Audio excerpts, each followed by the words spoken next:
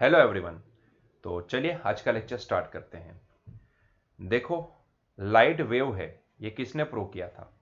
Definitely किसी ने तो एक्सपेरिमेंट किया होगा कि जिससे हमें यह पता चले कि लाइट एक वेव है ना? तो ये एक्सपेरिमेंट का श्रेय जाता है यंग जी के पास। यंग्स डबल स्लिट एक्सपेरिमेंट बहुत ही फेमस एक्सपेरिमेंट।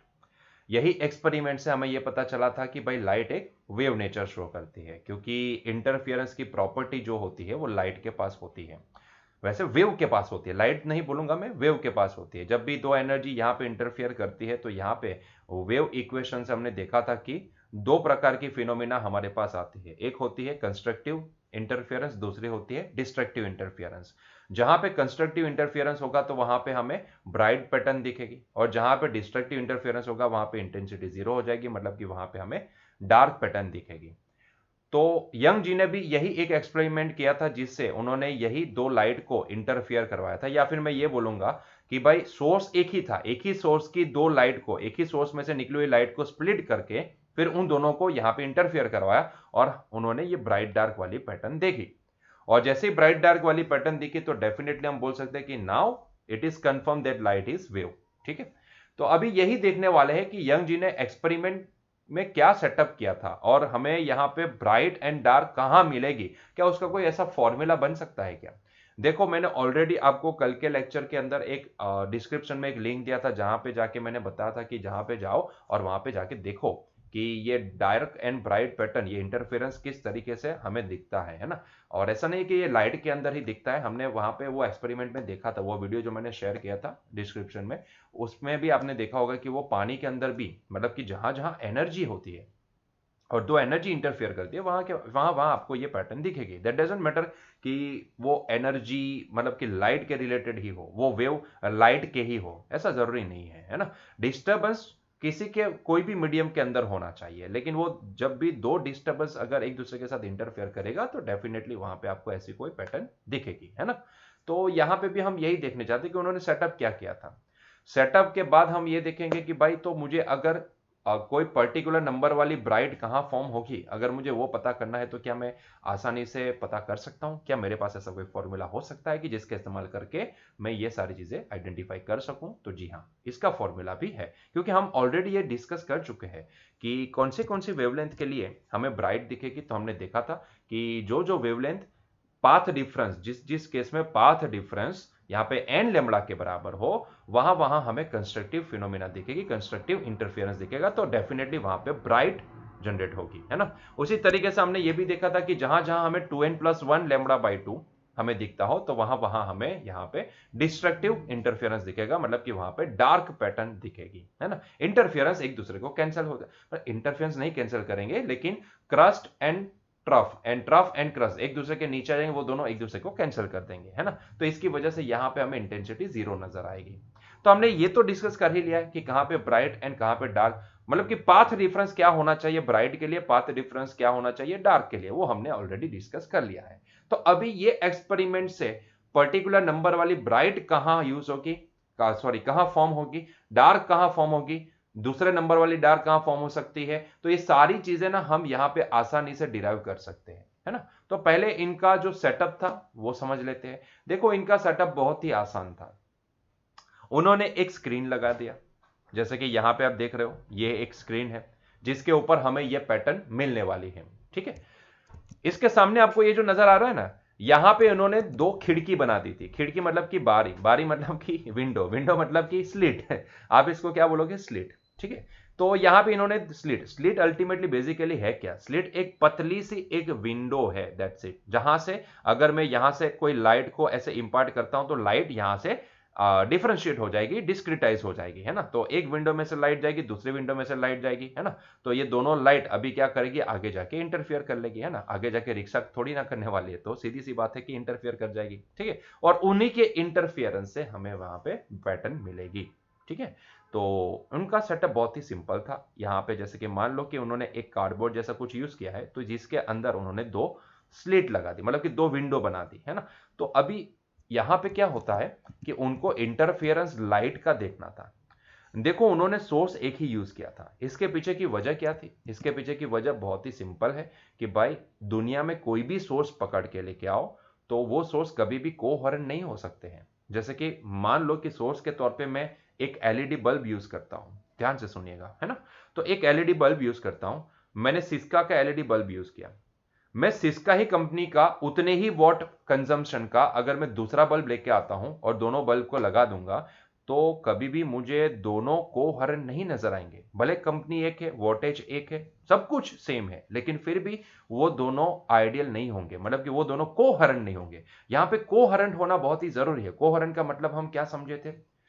दो सोर्स ऐसे हो कि जो सेम टाइम पे सेम वेवलेंथ वाले वेव को प्रोड्यूस करे, है ना। So there is no any phase difference, sorry initial phase difference, there is no any initial phase difference between them.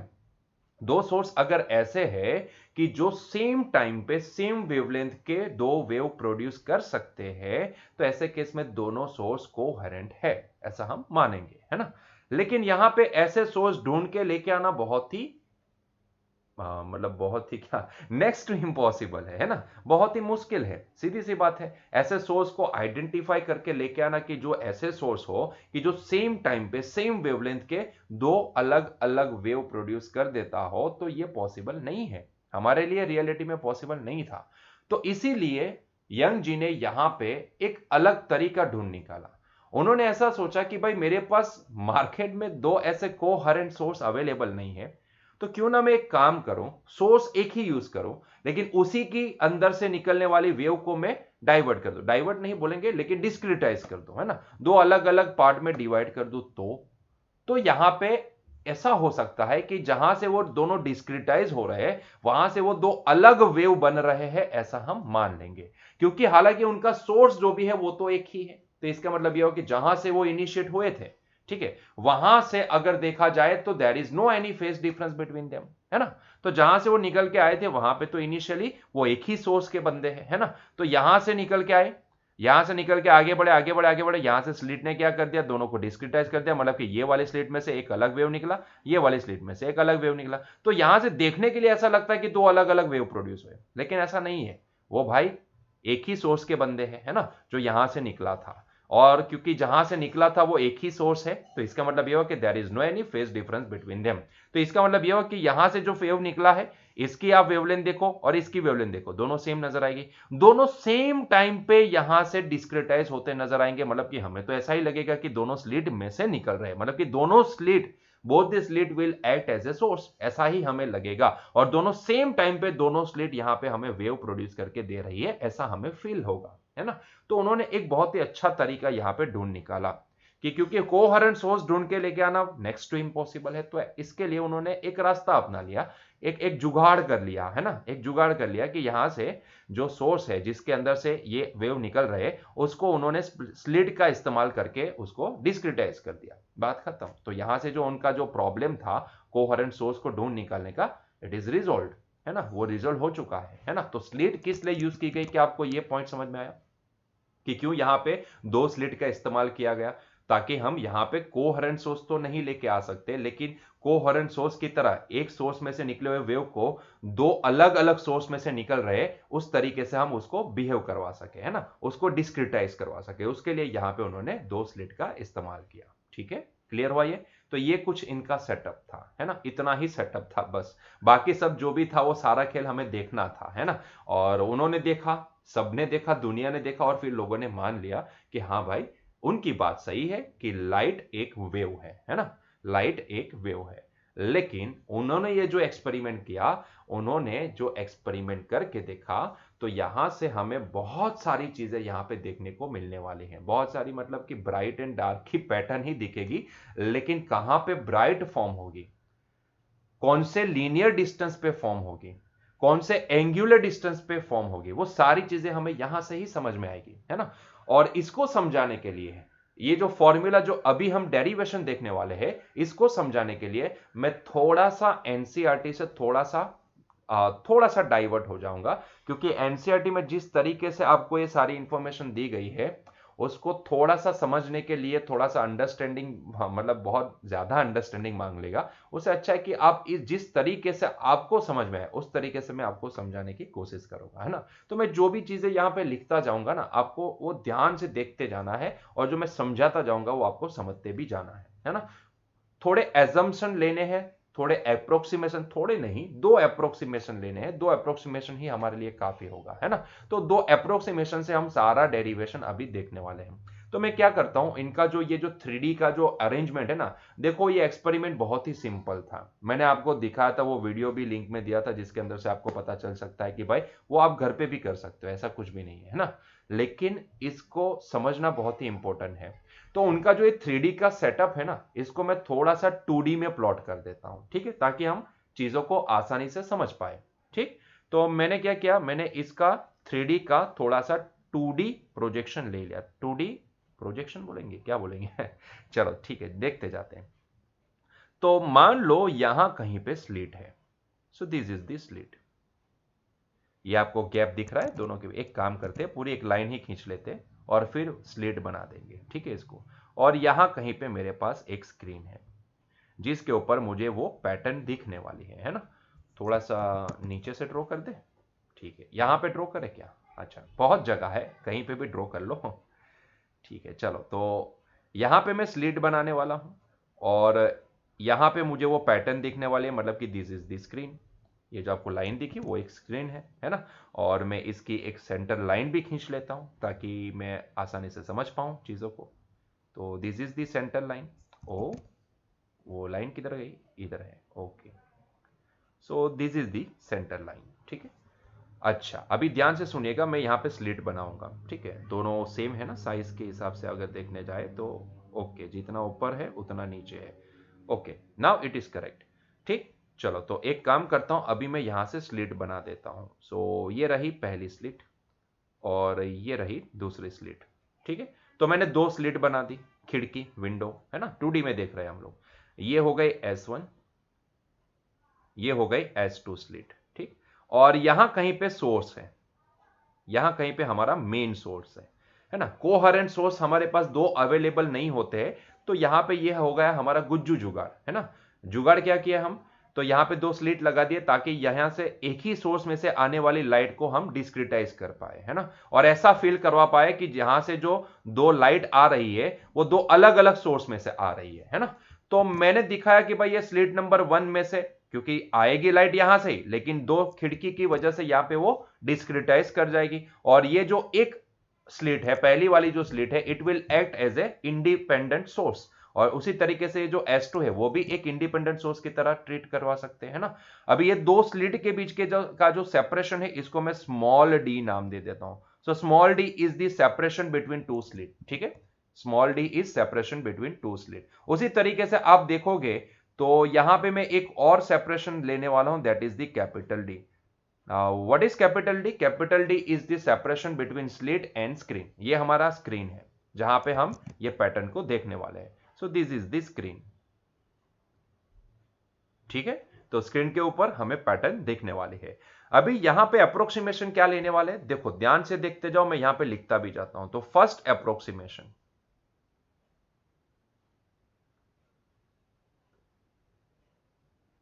Approximation 1। पहला अप्रोक्सीमेशन क्या लेंगे, तो भाई यहां पे ये जो दो स्लिट के बीच की जो दूरी है ना, वो बहुत ही छोटी है compare to capital D. So capital D is greater than small D, ठीक है। ये एजम्पशन क्यों लिए भाई? ये एजम्पशन बहुत ही जरूरी है। वैसे भी आप देखने जाओगे तो दो स्लिट के बीच का जो सेपरेशन होगा बहुत ही छोटा होगा, है ना। कई भाई दोनों के बीच का डिस्टेंस कुछ हमें किलोमीटर की रेंज में नहीं लेना है। It should be certain in the range of centimetre या फिर मिलीमीटर। जो भी छोटा सा डिस्टेंस आप लेना चाहते हो उतना ले लो, ठीक है। मतलब कि ये दो स्लिट के बीच की जो दूरी होगी वो बहुत ही छोटी होगी, है ना। अप्रोक्सीमेटली हम इसको बहुत ही छोटी मानेंगे। तो अप्रोक्सीमेटली हम ऐसा बोल सकते हैं कि कैपिटल डी के सामने, मतलब कि जो डिस्टेंस हम स्क्रीन एंड स्लिट के बीच के लिए है, वो डिस्टेंस के सामने तो ये कुछ भी नहीं है ना। आप इसको नेग्लेक्ट कर सकते हो, है ना। तो अगर मैं ऐसा अप्रोक्सीमेशन लेके चलता हूं तो ये अप्रोक्सीमेशन से मुझे क्या मिलेगा, ध्यान से सुनिएगा। तो मैंने देखा कि भाई मान लो कि यहां से पहला रे निकला, यहां से एक रे निकला, जो, सॉरी मैं लाइन ले लेता हूं।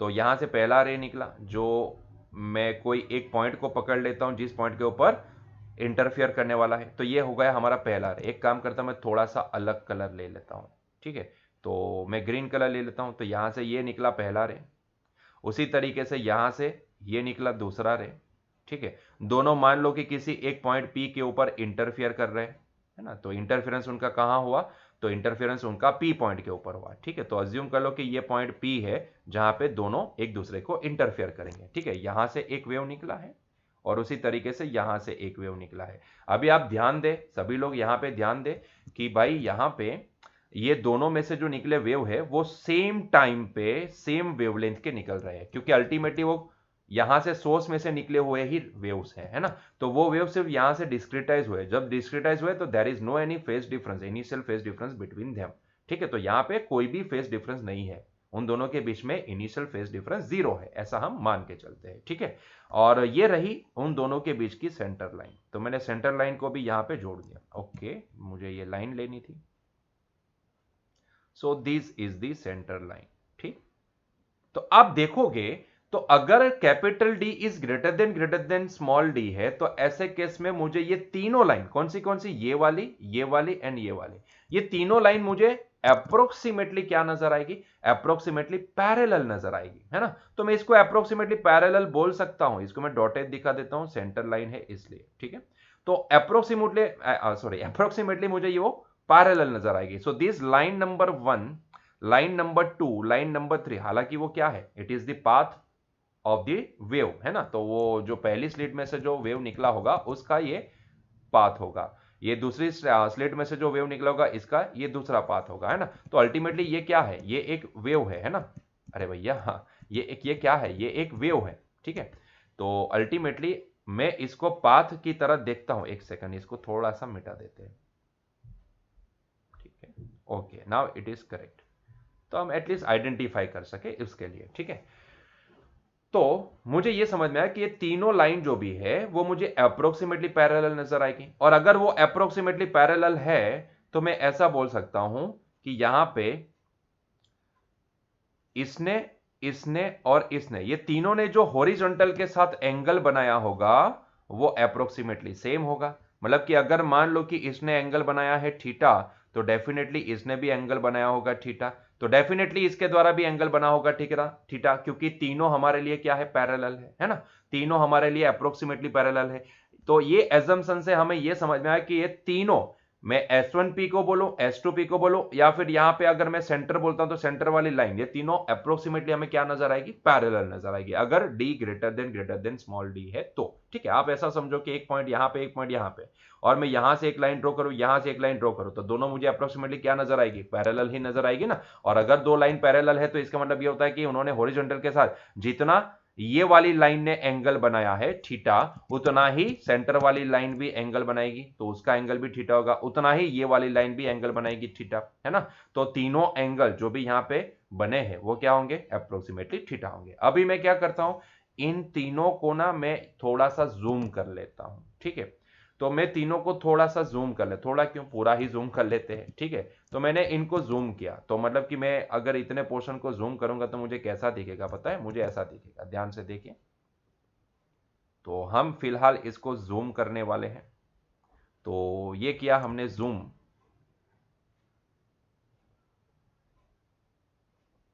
ठीक है। तो ये हमने जूम कर दिया, ठीक। अभी ध्यान से देखिए, जूम किया तो हमें कुछ ऐसा नजर आया, यहां कहीं पे एक लाइन, यहां कहीं पे ये दूसरी वाली लाइन, दोनों एक दूसरे को इंटरसेक्ट कर रहे, कहां पे, पॉइंट पी के ऊपर, और पॉइंट पी के पास हमारे पास यहां पे एक बड़ा सा एक स्क्रीन है जिसके ऊपर हम इसके इंटरफियरेंस की पैटर्न देख रहे हैं ना। तो दिस इज द स्क्रीन। हमने इसको जूम क्यों किया, ताकि हम कुछ समझ सके। क्या समझने वाले हैं, अरे सब समझाते हैं, थोड़ा सा शांति रखो, ठीक है। चलो, तो ये रही इसकी सेंटर वाली लाइन, इसको हम यहां पे जोड़ेंगे, ठीक। तो हमने, अरे ये क्या हो रहा है, ठीक है। तो ये वाली हमारी सेंटर वाली लाइन है, इसको डॉटेड दिखा देते हैं, तो ये हो गई डॉटेड लाइन, ठीक। चलिए, हमने देखा कि ये एंगल वा थीटावा, दिस एंगलवा इज थीटावा, दिस एंगलवा इज ऑल्सो थीटावा, दिस एंगलवा इज ऑल्सो थीटावा, है ना। लेकिन वो सारे एंगल को दिखाने की जरूरत तो है नहीं, है ना। तो मैं इसको सिर्फ दिखा देता हूं, this angle is theta. Approximately ये तीनों लाइन हमारे लिए क्या है, पैरेलल है, ठीक है। अभी ध्यान से सुनिएगा, मैं क्या करता हूं, यहां पे एक परपेंडिकुलर ड्रॉ करता हूं। कहां से, यहां से अगर मैं एक परपेंडिकुलर को ड्रॉ कर लेता हूं तो आपको कुछ नजर आएगा। यहां पे क्या नजर आएगा, ध्यान से देखो, मैं जो समझाना चाहता हूं उसको समझते जाओ। तो मैंने क्या किया, ये एक परपेंडिकुलर ड्रॉ कर लिया, इसको मैंने S1 नाम दिया, ये स्लिट नंबर 1 है, ये स्लिट नंबर 2 है। हमने क्या किया है, इसको सिर्फ जूम किया है ताकि आप बड़ा समझ सको, है ना, देख पाओ, ठीक है। तो ये जो मैंने परपेंडिकुलर ड्रॉ किया, मान लो कि ये है पॉइंट M, ठीक है, जहां पे गिरा वहां पे हमने पॉइंट M नाम दे दिया। ये वाला पॉइंट हमारे लिए क्या है, तो ये वाला पॉइंट हमारे लिए P है। तो अब ध्यान से सोच के मुझे बताना, क्या ये सेपरेशन डी है? जी हां, ये सेपरेशन तो डी है। दो स्लिट के बीच का सेपरेशन कितना है, डी है ना। तो जरा ध्यान से सोच के मुझे बताओ कि अगर ये एंगल थीटा है तो कोई मुझे बताएगा ये एंगल कितना होगा? सोच के बताओ, अगर ये एंगल थीटा है, इतना एंगल थीटा है, तो इतना एंगल कितना हो सकता है? तो टोटल ये होगा 90, उसमें से इतना थीटा को हटा दो तो कितना बचेगा? तो अगर ये एंगल थीटा है तो ये एंगल हो जाएगा 90 माइनस थीटा। अरे नहीं समझ में आया आप लोगों को? अगर ये 90 माइनस थीटा है तो ये कितना हो जाएगा, थीटा, क्योंकि ये एंगल 90 है ना। तो ट्राइंगल का तीनों एंगल का एडिशन कितना होता है, 180 होता है। तो इतना 90 माइनस थीटा, ये एंगल 90, तो ये कितना होना चाहिए, थीटा होना चाहिए ना। तो अगर वो थीटा है तो जरा ध्यान से देखिए, मान लो कि ये जो मेरे पास S2M है, इतने डिस्टेंस को मैं क्या बोलता हूं, ध्यान से सुनो, क्या बोलते तुम, ध्यान से सुनने का फिर डिसीजन लेने का, सही बोले कि गलत बोले, ठीक है, ध्यान से सुनो। मैं बोलता हूं कि ये जो S2M है, this S2M is nothing but the path difference. बात तो सही है ना, पाथ डिफरेंस। जरा सोचो कि यहां से S1 में से एक वेव निकला, वो कितना डिस्टेंस ट्रैवल करेगा P तक पहुंचने के लिए, S1P। यहां से S2 में से जो वेव निकला वो P तक पहुंचने के लिए कितना डिस्टेंस ट्रैवल करेगा, तो S2P, है ना। तो S1 में से निकला हुआ वेव S1P डिस्टेंस ट्रैवल करके पॉइंट P पे पहुंचेगा।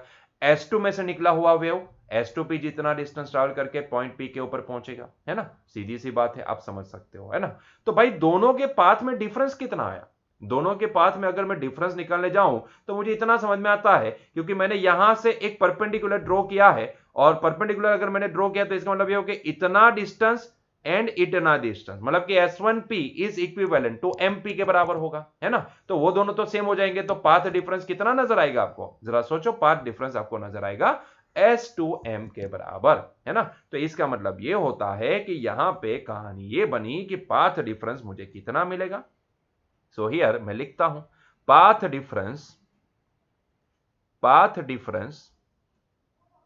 जिसको मैं डेल्टा एक्स से शो करता हूं, तो वो delta x is equal to मेरे पास आएगा S2M के बराबर, है ना। तो दोनों वेव के ट्रैवल होने में जो वो डिस्टेंस ट्रैवल करेंगे उनके बीच का डिफरेंस कितना होगा, S2M के बराबर होगा, है ना। तो पाथ डिफरेंस, दोनों वेव के पाथ के अंदर डिफरेंस कितना नजर आएगा, डेल्टा एक्स के बराबर, जिसको हम बोलेंगे डेल्टा एक्स, और वो डेल्टा एक्स कितना आया, तो S2M के बराबर, है ना। तो ये S2M कितना होगा, जरा ध्यान से देखो, ये एंगल को देखो, क्या आपको ये ट्राइंगल दिखा S1 S2M? अगर ये ट्राइंगल आपको दिख रहा है तो इसका मतलब ये हुआ कि मैं यहां से साइन थीटा की वैल्यू अगर आपको ढूंढने को पूछूं तो आप डेफिनेटली बोलोगे sir sine theta is equal to सामने वाली मतलब कि S2M डिवाइड बाय हाइपो मतलब कि D होगा। मतलब कि यहां से मुझे S2M कितना नजर आएगा, S2M is equal to D sine theta, है ना।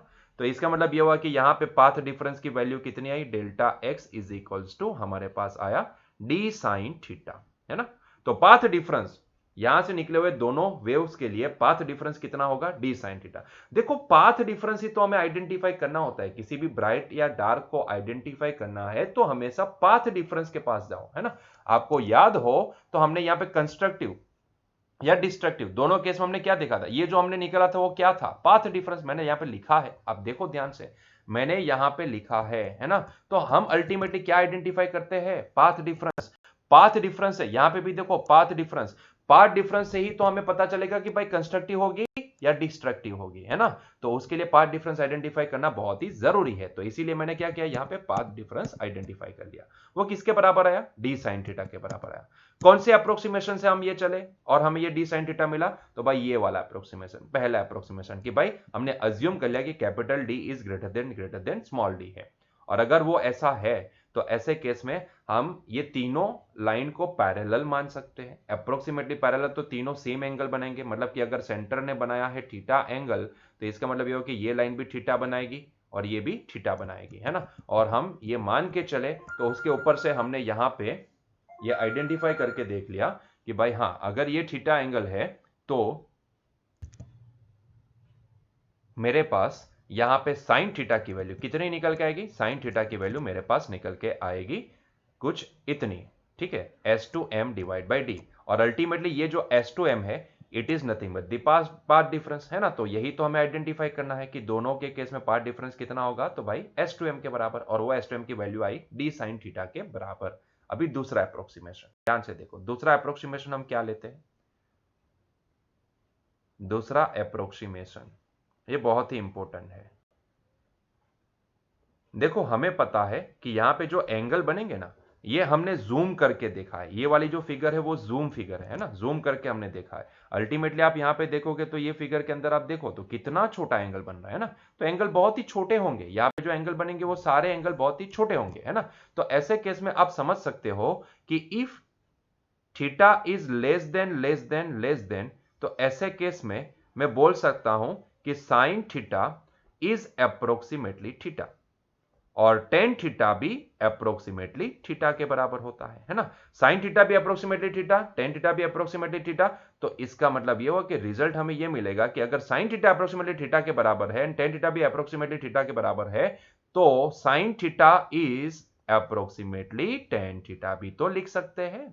तो मैं यहां पे क्या करूंगा, ये वाले अप्रोक्सीमेशन से यहां पे डी साइन थीटा की वैल्यू मैं अप्रोक्सीमेटली किसके बराबर लिख सकता हूं, डी टेन थीटा के बराबर लिख सकता हूं, है ना, डी टेन थीटा के बराबर अप्रोक्सीमेटली। लेकिन हमारे लिए ये अप्रोक्सीमेटली मतलब कि इक्वालिटी हो जाता है ना। तो सॉल्यूशन के अंदर देखो कहानी कहां से कहां घूम रही है, दो अप्रोक्सीमेशन लिए, पहले अप्रोक्सीमेशन से ये लिखा, दूसरे अप्रोक्सीमेशन से पाथ डिफरेंस हमने कितना लिखा, डी टेन थीटा के बराबर, है ना, डी टेन थीटा के बराबर। ठीक, चलिए अभी टेन थीटा की वैल्यू प्लेस करते हैं। तो उसके लिए मैं जो आपको समझाता हूं वो ध्यान से समझते जाइए। मान लो कि ये जो पॉइंट P है वो ये सेंटर है ना, सेंटर वाली लाइन से y दूरी पे है, y हाइट पे है। अज्यूम कर लो कि ये जो सेपरेशन है वो y है, ठीक है। देखो क्या आपको ये नजर आ रहा है, ये कितना d, ये कितना y, ठीक है।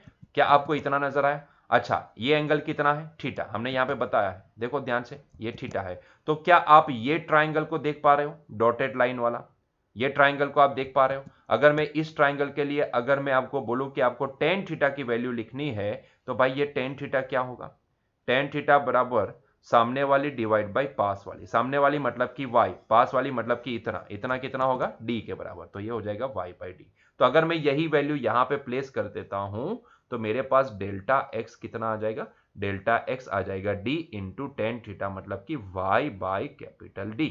मतलब कि इसको बॉक्स बना देते हैं, पाथ डिफरेंस अल्टीमेटली क्या आया, d into Y divide by capital D के बराबर। इसको बॉक्स बना दो, बहुत ही काम का रिजल्ट है, बहुत ही इंपॉर्टेंट रिजल्ट है ना। क्योंकि पाथ डिफरेंस लीनियर डिस्टेंस के फॉर्म में हमें कितना मिला, तो इतना मिला। देखो हमने अल्टीमेटली क्या किया, हमने अल्टीमेटली पाथ डिफरेंस की वैल्यू दो स्लिट के बीच का सेपरेशन, दो स्क्रीन के बीच का सेपरेशन एंड y क्या है, linear distance of that point जहां पे इंटरफेरेंस हो रहा है ना, तो वो पॉइंट का लीनियर डिस्टेंस। तो इसके फॉर्म में हमने पाथ डिफरेंस निकाल लिया, ठीक है।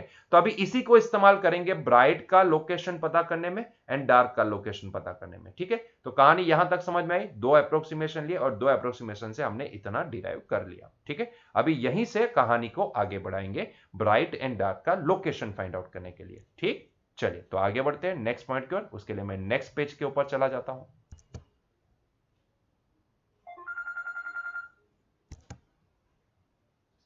ओके, तो अभी यही पाथ डिफरेंस जो हमने यहां पे डिराइव किया है उसी का इस्तेमाल करके हम ब्राइट एंड डार्क की लोकेशन पता करने की कोशिश करेंगे। ठीक है, हमने ये पता है कि जहाँ पे कंस्ट्रक्टिव इंटरफेरेंस होता है वहाँ पे ब्राइट प्रोड्यूस होगी और जहाँ पे डिस्ट्रक्टिव इंटरफेरेंस होगा वहाँ पे हमें डार्क पैटर्न दिखेगी, है ना। लेकिन उसका लोकेशन, पहली वाली ब्राइट कहाँ पे फॉर्म होगी, दूसरी वाली ब्राइट कहाँ पे फॉर्म होगी, उसी तरीके से पहली वाली डार्क कहाँ पे फॉर्म होगी, सेकंड ऑर्डर डार्क कहाँ पे फॉर्म होगी, तो ये सारी चीज़ें हम पता कर सकते हैं। तो उसके लिए हम इस्तेमाल करेंगे यही फॉर्मूला को। ठीक है, तो इसी को आगे बढ़ाते हैं नेक्स्ट पेज की ओर। तो हमने यहां पे पार्ट डिफरेंस देखा, delta x is equals to D Y by capital D. ठीक, ये रहा, यही इक्वेशन को हम आगे बढ़ा रहे हैं। ठीक है, D Y by capital D. देखो मैं क्या करता हूं यहां पे, मैं यहां पे ये जो लीनियर सेपरेशन, जो लीनियर डिस्टेंस मुझे दे रहा है, ठीक है, इसी को मैं यहां पे सब्जेक्ट बना देता हूं। तो मेरे लिए तो अल्टीमेटली ये y इज इक्वल टू क्या हो जाएगा, delta x into capital D divide by small d, है ना। तो अगर delta x is equal to D Y by capital D है तो y इज इक्वल टू क्या हो जाएगा, delta x into capital D by small d। ठीक, अभी ध्यान से सुनिएगा, मुझे पता है कंस्ट्रक्टिव इंटरफेरेंस जहां पे होगा वहां वहां हमें ब्राइट नजर आएगी, है ना। तो फॉर ब्राइट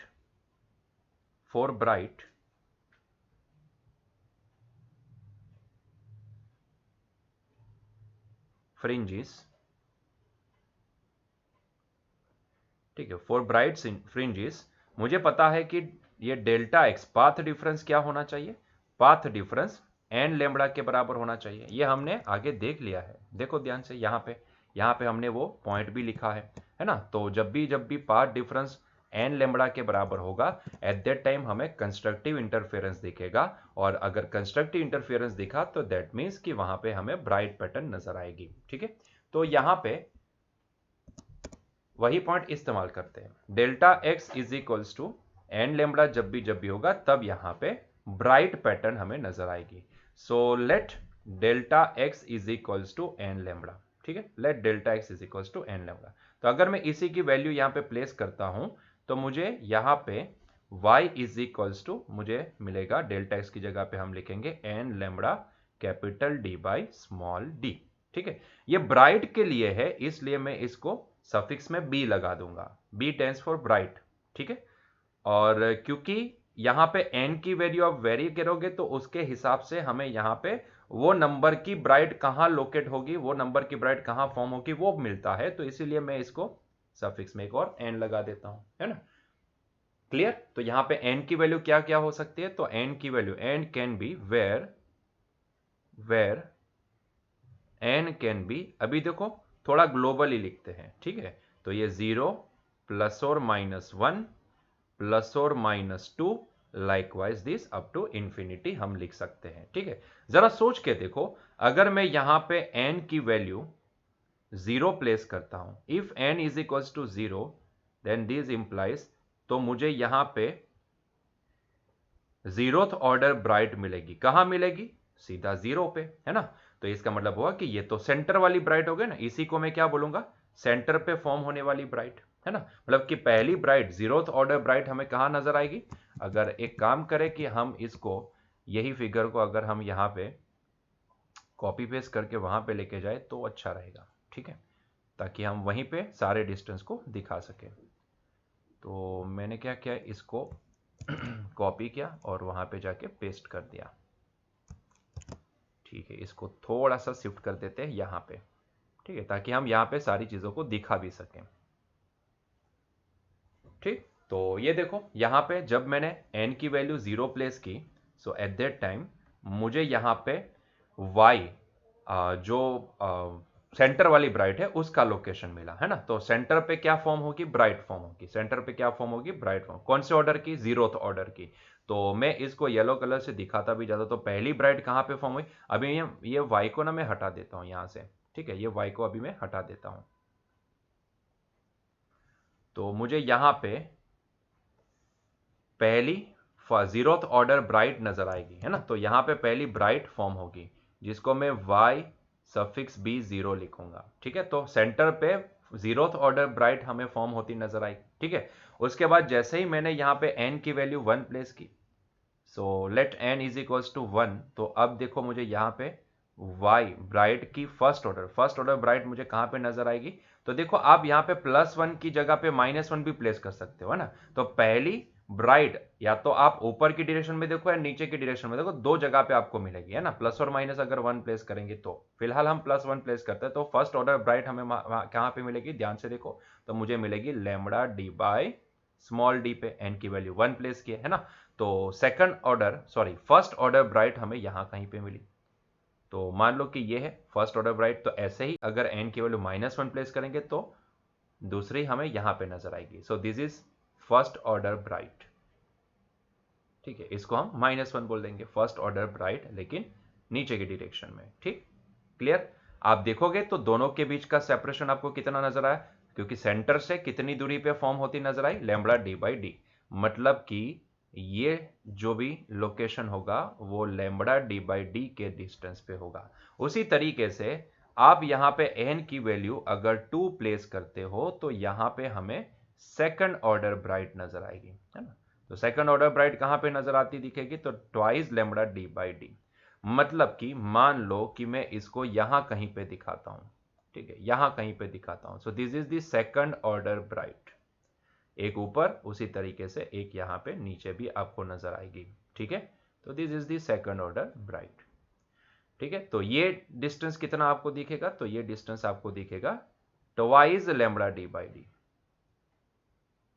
ठीक है। सिमिलरली यहां पे ये डिस्टेंस भी मेजर करेगा तो twice lambda D by D नजर आएगा। क्लियर है यहां तक? ठीक है। तो इस तरीके से आपको जितनी भी ब्राइट मिलेगी वो सारी ब्राइट के लोकेशन आप यहां पे पता कर सकते हो, है ना।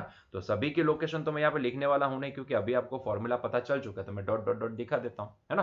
तो इस तरीके से आप सभी ब्राइट की लोकेशन को आप पता कर सकते हो। क्लियर यहां तक?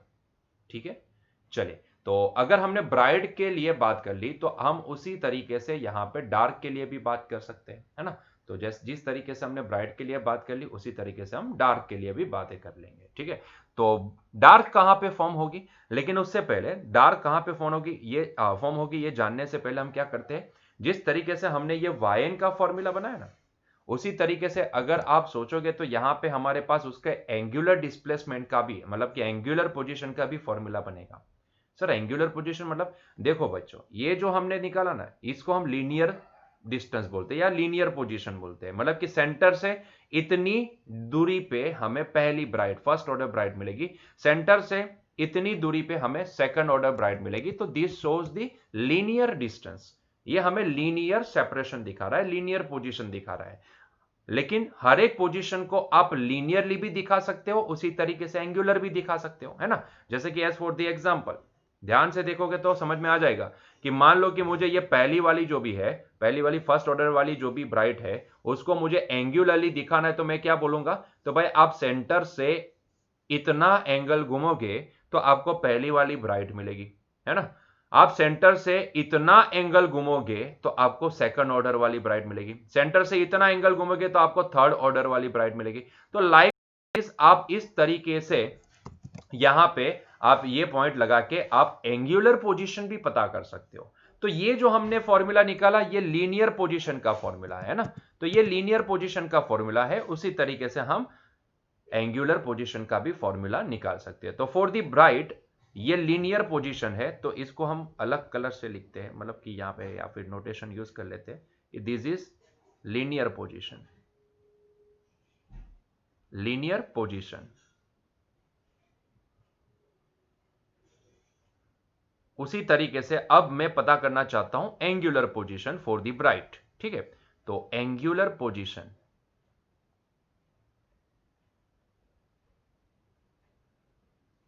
अब मुझे यह बताओ कि एंगुलर पोजीशन हम कैसे पता करेंगे? तो मतलब कि कितना एंगल घूमेंगे तो पहली फर्स्ट ऑर्डर वाली ब्राइट मिलेगी, कितना एंगल घूमेंगे तो सेकंड ऑर्डर वाली ब्राइट मिलेगी, वो मुझे कैसे पता चलेगा? तो भाई उसको पता करना बहुत ही आसान है। देखो एंगल पता करना है तो हम सीधा सा पॉइंट लगाएंगे भाई, आर्क अपॉन रेडियस। अल्टीमेटली आप ऐसा समझ लो कि ये एक आर्क है ना, ये एक आर्क है, ये जो लीनियर पोजीशन है वो एक आर्क है। और ये जो भी है वो रेडियस है। एंगुलर पोजीशन ही पता करना है ना, तो हम इसको ना ऐसे सर्कुलर देख लेते हैं। मान लो कि ये एक सर्कल है, अभी ये जो सेपरेशन होगा बहुत ही छोटा होगा, हमने ये एंगल ऐसे भी बहुत ही छोटा कंसीडर किया है ना, तो आपको इतने बड़ी स्क्रीन मतलब कि इतने बड़ी स्क्रीन लगाने की जरूरत नहीं होगी। तो आप ऐसे केस में आप इसको अप्रोक्सीमेटली इतना मतलब कि एक सर्कल का एक छोटा सा हिस्सा आप इसको अज्यूम कर सकते हो इस तरीके से, है ना। तो उसके लिए आपको ये आर्क दिखेगा, ये जो लीनियर पोजीशन है वो एक आर्क की तरह आपको दिखेगी, है ना। तो ये लीनियर पोजीशन है, इसको आर्क मान लो, और ये जो है हमारे लिए उसकी रेडियस हो जाएगी, है ना। तो आसानी से एंगुलर पोजीशन हमें मिल सकती है, क्योंकि angular position theta is equal to क्या होता है, आर्क अपॉन रेडियस होता है ना। तो आर्क अपॉन रेडियस जो भी होगा वही हमारे लिए थीटा हो जाएगा। तो हमने ब्राइड के लिए ये फॉर्मूला डिराइव किया था लीनियर पोजीशन के लिए, तो लीनियर पोजीशन ही उसके लिए क्या है, लीनियर पोजीशन ही उसके लिए आर्क का काम करेगी। तो मैं एक काम कर देता हूं, यही आर्क को रेडियस, जो रेडियस कितने किसके बराबर है, डी के बराबर है, तो मैं डी से डिवाइड कर दूं तो मुझे क्या मिल जाएगी, एंगुलर पोजीशन मिल जाएगी, है ना। तो मतलब कि मैं यहां पे ब्राइड के लिए जो हमने फॉर्मूला डिराइव किया था इसको मैं डी से डिवाइड कर देता हूं, मतलब कि यहां का डी यहां पे लेके आ जाओ, तो आपको जो बाकी बची वैल्यू मिलेगी that is an lambda by D, ये हमें एक्चुअल में क्या देता है, ये हमें एक्चुअल में एंगुलर पोजीशन देता है। So this term will show the angular position, arc upon radius. वैसे है ये लीनियर डिस्टेंस, लेकिन हम इसको अप्रोक्सीमेटली आर्क के बराबर मान सकते हैं, है ना। तो ऐसे केस में आर्क अपॉन रेडियस ये हमारे लिए क्या हो जाएगा, एंगुलर पोजीशन हो जाएगी। तो हमें ये दो फॉर्मूला जो हमें डिराइव करने थे, जो हमने डिराइव कर लिए हैं, ठीक है। तो हम इसको बॉक्स बना देते हैं। So this is for bright. तो किसी भी ऑर्डर की ब्राइट अगर आपको पता करनी है तो आप कैसे पता करोगे, तो सिंपल है, हमारे पास दो पोजीशन होती है, या तो आप एंगुलर पोजीशन पता कर लो या फिर आप लीनियर पोजीशन पता कर लो। लीनियर पोजीशन कैसे पता कर सकते हैं ये हमने समझा दिया आपको, ठीक है। तो उसी तरीके से एंगुलर पोजीशन कैसे पता करते तो वो भी तो समझा दिया, ठीक है। क्या करना है, लीनियर पोजीशन को आर्क बोल देंगे, तो आर्क अपॉन रेडियस ये हमें क्या देता है, एंगुलर पोजीशन देता है, ठीक है। तो ये हो गई कहानी ब्राइट फ्रिंजिस की। उसी तरीके से हाँ, ये जो आपको पैटर्न मिलती है ना भाई, इसी को फ्रिंजिस बोला जाता है, ठीक है। तो फ्रिंजिस कोई और नई चीज नहीं है, जो आपको पैटर्न दिखेगी इसको हम फ्रिंजिस बोलेंगे, ठीक है। चलो उसी तरीके से अभी हम डार्क की बात करेंगे। So for the dark fringes, for dark fringes,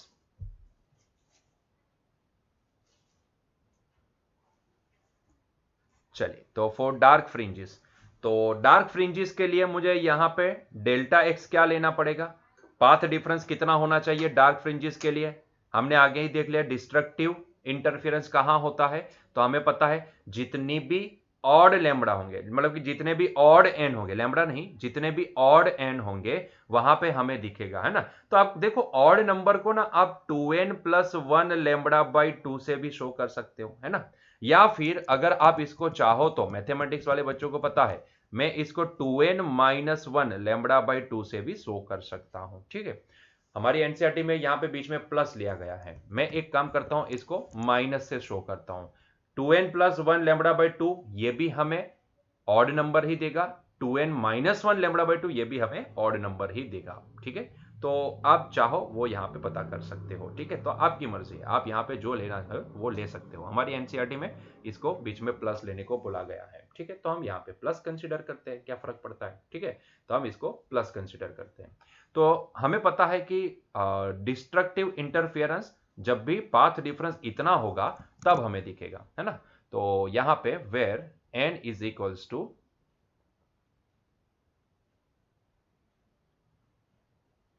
n is equals to हम लेंगे यहां पे प्लस 0 से लेके, हमारी एनसीईआरटी के हिसाब से 0 प्लस और माइनस 1 प्लस और माइनस 2 लाइकवाइज दिस, ठीक है।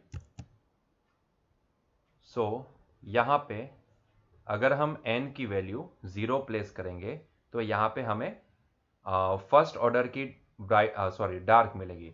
एक्चुअली इसीलिए हम यहाँ पे थोड़ा सा इसको मैं यहाँ पे माइनस लेने की बात कर रहा था। इसके पीछे का रीजन यही है कि आप बोलोगे कि सर यहाँ पे n की वैल्यू 0 प्लेस करोगे और आप बोल रहे हो कि फर्स्ट ऑर्डर की डार्क मिलेगी, ठीक है,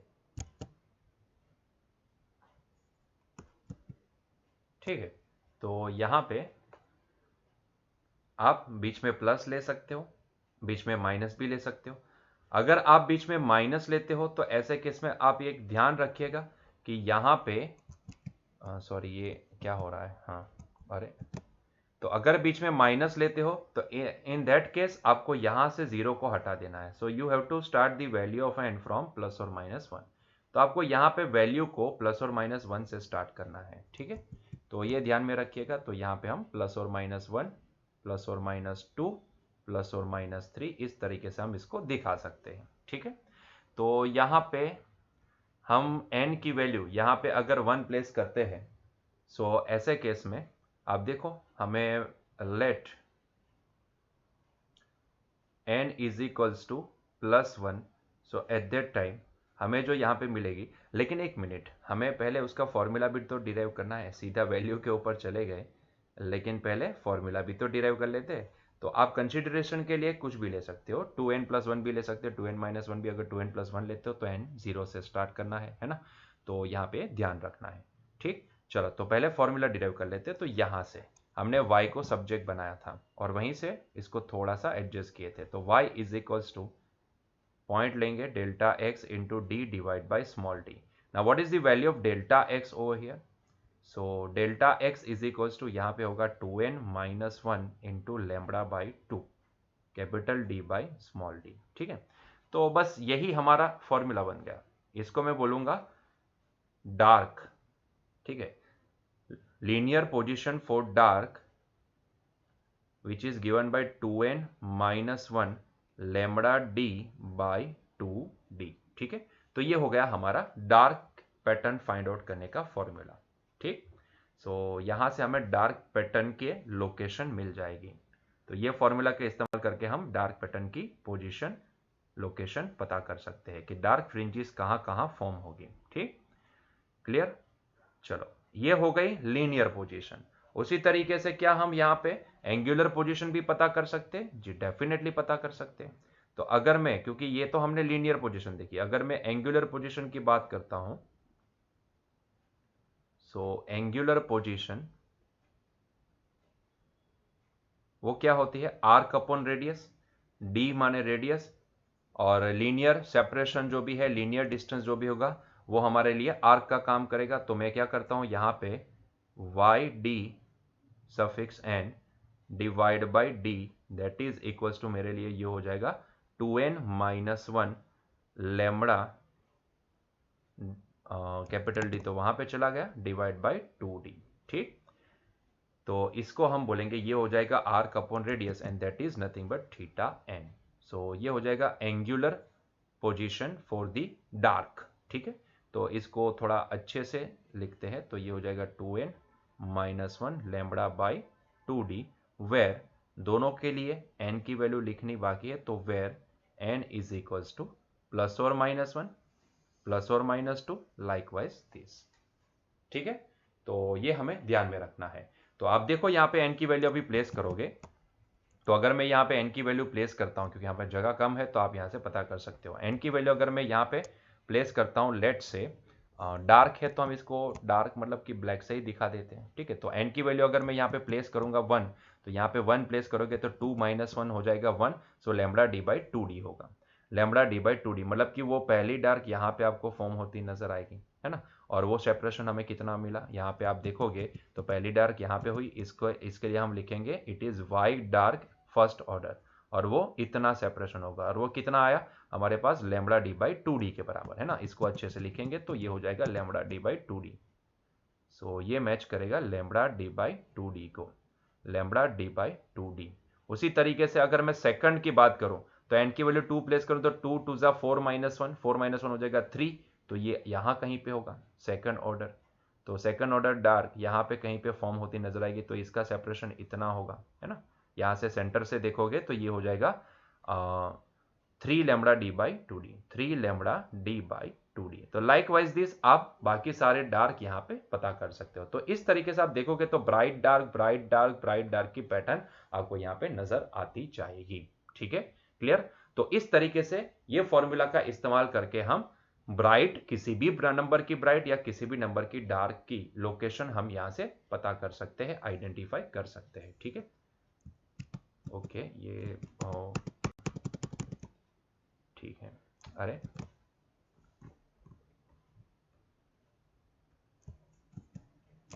ये कहाँ गायब हो गया भाई, lambda D by 3 lambda D by 2d।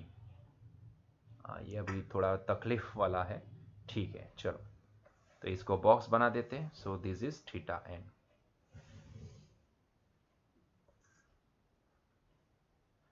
ठीक, चलो एक और पॉइंट यहां पे है, छोटा सा पॉइंट है जो हमें ध्यान में रखना है, जिसको बोला जाता है फ्रिंज विड्थ। फ्रिंज विड्थ, ठीक है। तो एक और छोटा सा पॉइंट है फ्रिंज विड्थ। ओके, ये पेन चूज करना पड़ेगा मुझे।